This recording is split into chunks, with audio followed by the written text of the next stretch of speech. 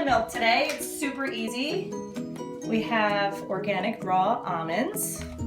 Thank you, Wegmans. We're going to take 1 cup. Put in my NutriBullet. 2 cups of filtered water. And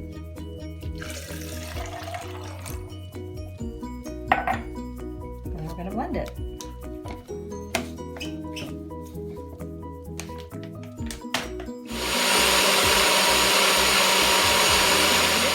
A nut bag, and what you do with it is you're going to take what you've blended and pour it through the nut bag, and this is going to catch all the pulp from the almonds, and then what you're left with is the milk.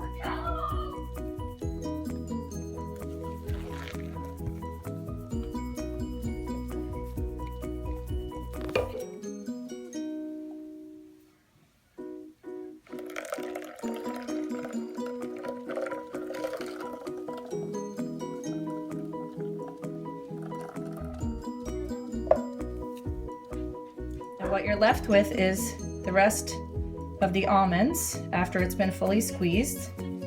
And I'm gonna find a recipe, but I'm thinking I might be able to throw this into my smoothies or something in the morning.